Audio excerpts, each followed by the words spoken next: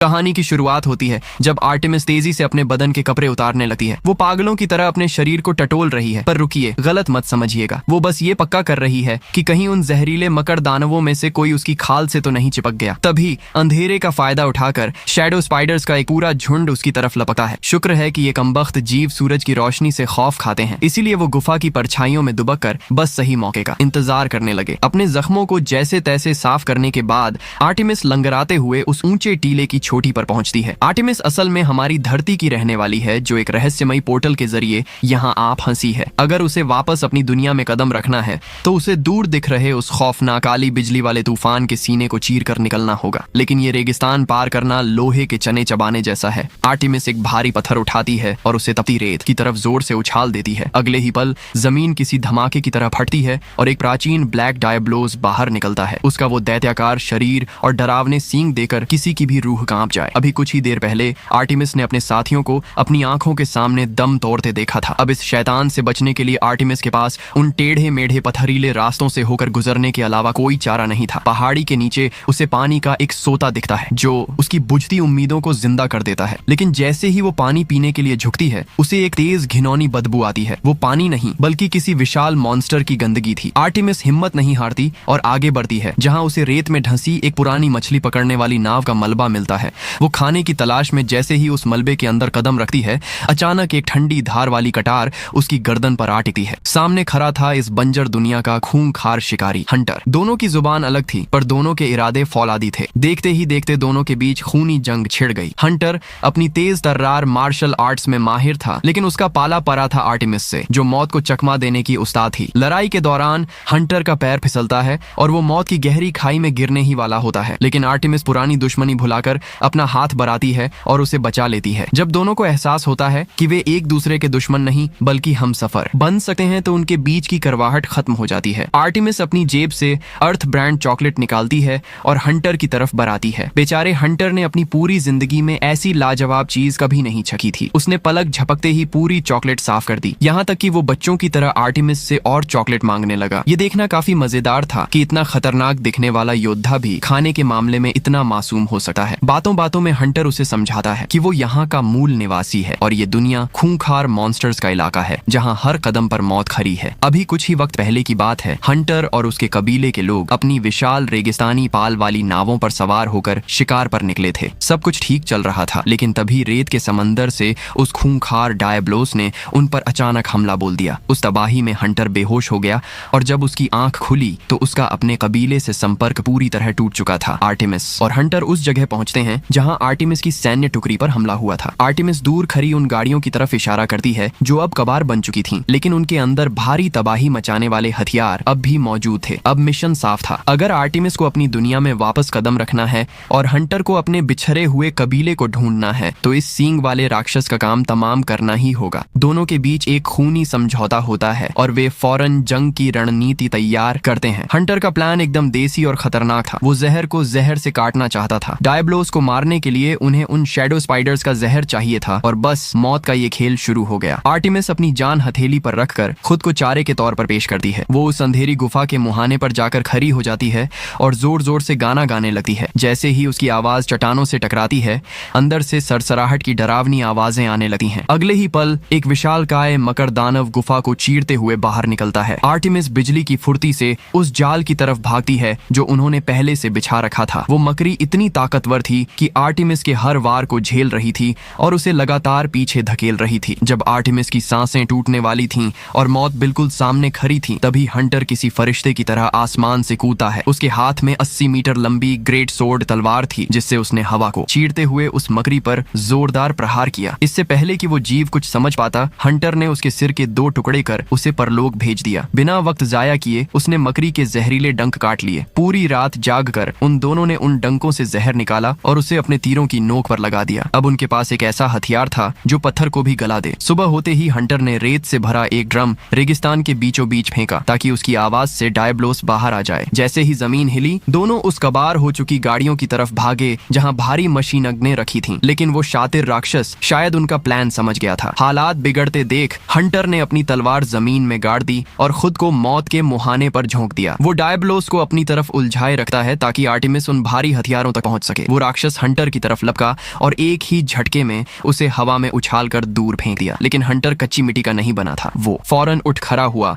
और अपना धनुष तान दिया। जैसे ही डायब्लोस उसकी तरफ दोबारा झपटा, हंटर ने जहर से बुझा हुआ वो तीर छोड़ दिया। तीर सीधा जाकर राक्षस की आंख में धंस गया। जहर ने अपना काम शुरू कर दिया था, लेकिन इस दर्द ने उस दैत्य को और भी ज्यादा पागल और खूंखार बना दिया था। जब ऐसा लगा कि हंटर की सांसें बस थमने ही वाली हैं और वो राक्षस उसे कुचल देगा, तभी आर्टिमिस अपनी जान पर खेलकर उन भारी हथियारों तक पहुंच गई। उसने मशीन गन से गोलियों की तो बौछार कर दी, पर अफसोस उस डायब्लोस की खाल किसी फौलादी ढाल जैसी थी। उसे एक खरोंच तक नहीं आई। उल्टा उस राक्षस ने एक जंगली टक्कर मारी और आर्टिमिस को उसकी गाड़ी समेत हवा में फुटबॉल की तरह उछाल दिया। राक्षस दोबारा हमला करने ही वाला था कि अचानक हंटर किसी परछाई की तरह उसके सिर के ठीक ऊपर नमूदार हुआ। उसने अपनी भारी भरकम तलवार हवा में घुमाई और सीधा राक्षस के सिर के सबसे कमजोर हिस्से में उतार दी। दर्द से बिलबिलाते हुए उस दैत्य ने हंटर को झटक कर दूर फेंक दिया। आर्टिमिस ने देखा कि यही सही मौका है। उसने आव देखा न ताव अपनी हुक वाली रस्सी हवा में फेंकी और उसकी ताकत से उड़ती हुई सीधे राक्षस के सिर पर जा बैठी। उसने हंटर की छोड़ी हुई तलवार पकड़ी और अपनी पूरी जान झोंकते हुए एक ऐसा जोरदार वार किया कि उस सींग वाले राक्षस का घमंड मिट्टी में मिल गया। वो खतरनाक जीव किसी लाचार जानवर की तरह तरप तरप कर ढेर हो गया। इस खूनी मंजर के बाद दोनों हजारों मील की तपती रेत को पार करते हुए उस बर्फीले तूफान के केंद्र की ओर बढ़ने लगे। चलते चलते वे एक ऐसी जगह पहुंचे जहां हरियाली थी, एक अनखलिस्तान। यहाँ का नजारा शांत था, पर यह शांति किसी बड़े तूफान से पहले की आहट थी। झील का पानी शीशे जैसा साफ था, जहां एप्सरोस जैसे शाकाहारी जीव शांति से पानी पी रहे थे। आर्टिमिस को लगा कि शायद अब थोड़ी राहत मिलेगी, पर तभी रेत को चीरते हुए एक सैंड ड्रैगन ने हमला कर दिया। हंटर की नजरें चीते जैसी तेज थीं। उसने पलक झपकते ही अपनी तलवार से उस ड्रैगन के 2 टुकड़े कर दिए। अब उनके पास दावत के लिए ताजा गोश्त मौजूद था। पेट भर खाना खाने के बाद वो सुस्ता ही रहे थे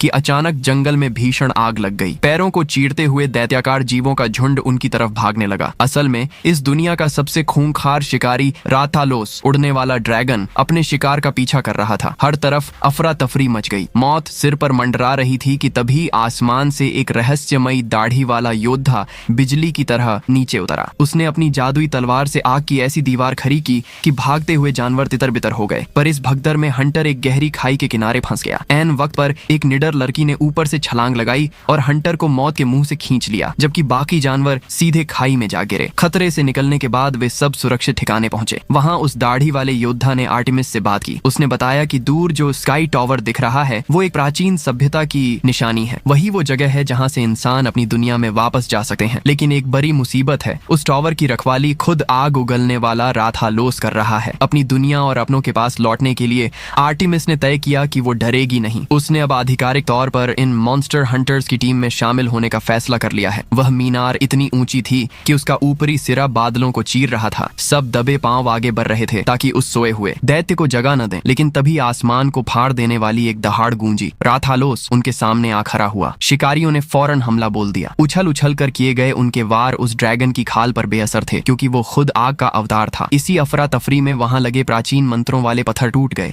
और मंदिर के बीचों बीच बना जादुई पोर्टल सक्रिय होकर कांपने लगा। आर्टिमिस ने हार नहीं मानी। उसने अपनी दोनों चाकुओं को मजबूती से पकड़ा और पूरी ताकत से उस ड्रैगन की कमर पर वार किया। गुस्से से पागल होकर ड्रैगन ने आर्टिमिस को जोर का झटका दिया और वह सीधे गहरी खाई की ओर जा गिरी। लेकिन किस्मत को कुछ और ही मंजूर था। आर्टिमिस सीधे उस चमकते हुए पोर्टल के अंदर जा गिरी। सिर चकरा देने वाले उस सफर के बाद जब उसकी आंख खुली तो वह दंग रह गई। वह वापस अपनी इंसानी दुनिया में लौट आई थी। फौज की रेस्क्यू टीम ने तुरंत उसे अपनी सुरक्षा में लिया और एक प्लेन में बिठाया।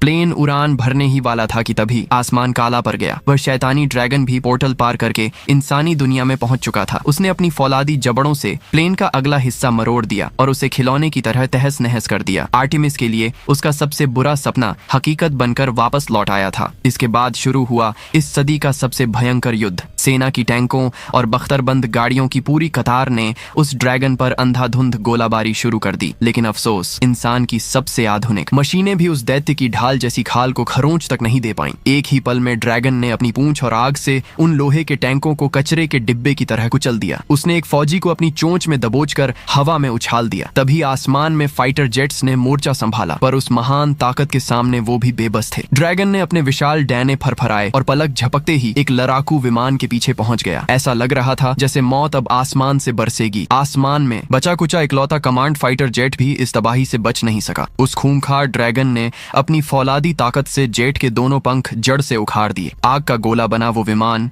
सीधा जमीन की तरफ किसी बम की तरह जा गिरा। आर्टेमिस, जो अभी अभी मौत के मुंह से निकली थी, उस जबरदस्त धमाके की लहर से हवा में उड़कर दूर जा गिरी। कुछ ही मिनटों में पूरी की पूरी एयर फोर्स मिट्टी में मिल चुकी थी। वह राथालोस अब जमीन पर उतरा और एक विजेता की तरह ऐसी दहाड़ मारी की पूरी धरती कांप उठी। आर्टेमिस धीरे धीरे मलबे से बाहर निकलती है। उसे अपने टीम लीडर की वो बात याद आती है। इस ड्रैगन की इकलौती कमजोरी इसका गला है, पर वो तभी दिखता है जब ये आग उगलने वाला हो। आर्टेमिस ने अपनी जान की बाजी लगाने की ठान ली। वो बिना डरे हाथ में हथियार लिए उस दैत्य के ठीक सामने जाकर खड़ी हो गई और उसे ललकारने लगी। ड्रैगन ने अपना मुंह खोला। उसके गले के अंदर दहकती हुई आग साफ दिखने लगी। बस यही वो पल था। आर्टेमिस ने बिजली की फुर्ती से एक जलता हुआ विस्फोटक गोला सीधा उसके हलक के अंदर दाग दिया। एक जबरदस्त धमाका हुआ और ड्रैगन का जबड़ा अंदर से चिथरे चिथरे हो गया। वो दर्द से तड़पता हुआ जमीन पर गिर पड़ा। आर्टेमिस को लगा कि अब खेल खत्म हो चुका है। उसने राहत की सांस ली, लेकिन ये उसकी भूल थी। वो राक्षस किसी जिद्दी शैतान की तरह दोबारा अपने पैरों पर खड़ा हो गया। उसने अपना खून से लथपथ मुंह खोला